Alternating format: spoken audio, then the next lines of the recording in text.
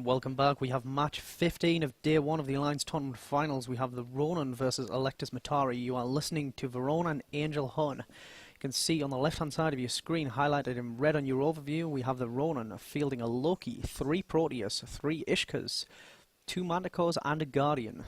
And from Electus Matari, we see a Dominix, 3 Drakes, an Onyx, a Basilisk, 2 Manticores, and 2 Griffins.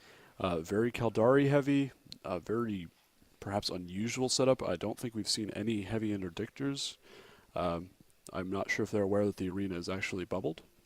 I'm not exactly sure. I think probably EM are going for a really, really heavy passive tank there, I should imagine. It's certainly possible. They can actually put, the Yoinks can actually put out a really very decent passive tank, so we'll have to see what the thought is behind that.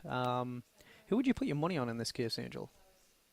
I'm going to go with tournament veterans, the R0NIN. They've been here a lot. They are relatively consistent in getting at least to the finals weekend. I like perhaps the diversity of their setup of a little bit better. I guess I'm biased against the Drakes and the single Dominix. I just don't see necessarily where this is going. Perhaps the Dominix will be cap transferring with the Basilisk to support it, but I don't really see right off the bat what Electus Matari is going for. Yeah, we do have the countdown from CCP Claw in local. The matches go. We've got an absolute pile of bouncer 2s on the field from Electus Matari. And really, that can only come from one ship, the Dominix. Yeah, the Dominix. We have a full complement of bouncer 2s on the field for them there. Not a massive amount of DPS going on at present. But yeah, I mean, I'd really like to see Electus Matari do well. I'm a bit biased as well. I've got a lot of personal friends there. But I think in this case, the R0NIN just seem to have the stronger team. I mean, the logistics looks really good on the side of EM.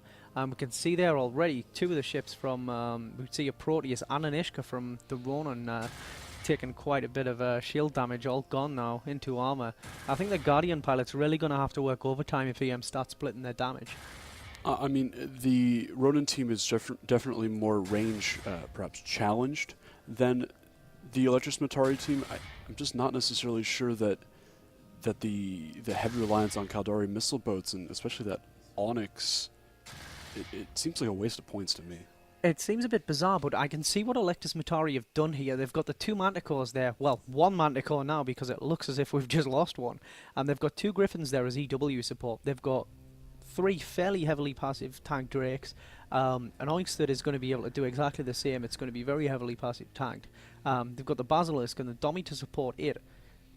It looks fairly solid. It's really It does look like an interesting setup. Perhaps I believe this could be effective, maybe even on TQ in a roaming gang. But I'd like to try it actually. Well, count me in. I'll come. Yeah, I'd actually like to try it. It's an interesting loadout. I mean, if you were to take it onto TQ, you'd have the tackle there as well from the Yoinks, so it is really interesting. I'm trying to get a close-up of that dummy to see exactly how it's fitted. But it looks like it might have energy transfers going on between the Basilisk. See, one of the Proteus there for... we lost both the Manticores for EM. One of the Proteus there, big part of the DPS for their team, heavily into armor. Looks as if we're going to lose him soon. I'm betting that both of those Griffins have that Guardian locked down hard so that he can't really do anything. I'm going to try and get a close-up of him to see what he's doing. Oh, absolutely. And he appears... He is actually armor transferring, but he's got no cap transfer going, so... It's interesting. The Electus Matari team can split damage quite readily, as they can have a volley of missiles in the air, switch targets, activate missiles again on a secondary target, and really keep that Guardian guessing. It's sort of an interesting tactic maybe to frazzle Princess Kumi in the Guardian. I'm not sure if it's going to prove effective. It looks like the R0NIN have changed targets to the Dominix. They've eliminated 1 Griffin at this point. It's unusual. I don't necessarily see a whole lot of consistent DPS coming out of the Electus Matari team, although one of the Proteus, Shivaja, I believe the previous queen of Outer Ring, may be going down momentarily. Yeah, the Dominix there looks as if it's not being remote supported by the logistics of Electus Matari at all. It looks as if it's pretty much on its own. It's going to be interesting to see how Electus Matari fare when that Dominix does go down. He's fairly close. We can see him clawing shield back there, so perhaps he is now being supported by the Basilisk. He's probably giving him a call. But I can see one of the Proteus there for for the Ronin, just absolutely surrounded by a swarm of armor maintenance bots. And he is recovering thanks to both the Guardian and the triple Ishkars on the field. He's recovered quite a bit of armor at this point. The Proteus were also right on top of the Dominics, in case you guys could not see that. So really able to lay into that battleship, that enormous battleship with their blasters. And coincidentally, these teams didn't start that far apart. They were only about 50 clicks apart.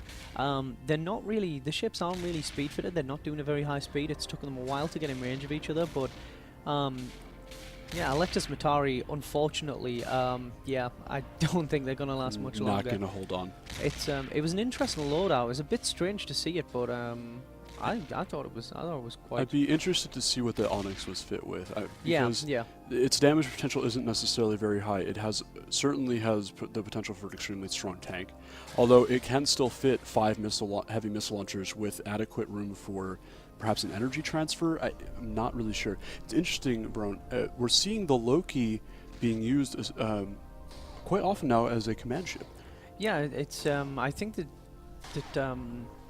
the T3s generally tend to excel at that level, but oh, massive smart bombs there from the Drake, trying to get as many of those maintenance bots off that Proteus. I think he killed the Manticore. Possible. I think he did actually kill a Manticore with those smart bombs there. Trying to get as many of the drones off that Proteus as possible. Oh, massive amounts of them going up there.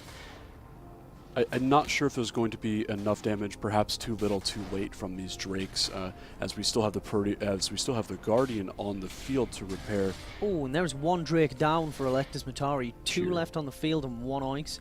The Ronin only having lost 1 Manticore to smart bomb fire, I believe it was, from Electus Matari. So yeah, I mean, I could see where EM was going with the setup, but it just doesn't look as if it's really paid off. I think against a less heavily tanked team, this could have been perhaps more effective. Yeah, I think it was a lack of DPS on the part of Electus Matari. It was, I mean, they've got a really heavy tank, but they've just got nothing offensive. Well, they had control of range, so as they warped in at 50, so they obviously wanted range. I'm not sure if those Griffins were really resilient enough to be such. The reliance on them being that flimsy is just sort of the risk versus reward is not necessarily there. It was an interesting decision. They controlled. They should have been able to control distance. Maybe the addition of a Hugin would have been interesting.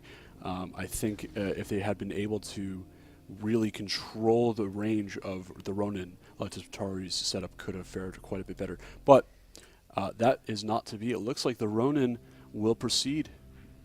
Yeah, I mean, you can expect it from the R0NIN. They're tournament veterans, as you said earlier. They're a good team. They know what they're doing. They can PvP on TQ when they want to. That last Drake there for Electus Matari. I mean, I'm a bit sad for Electus Matari. They made it through into the finals. They've made it through into the knockout stages, and I really would have liked to see them advance.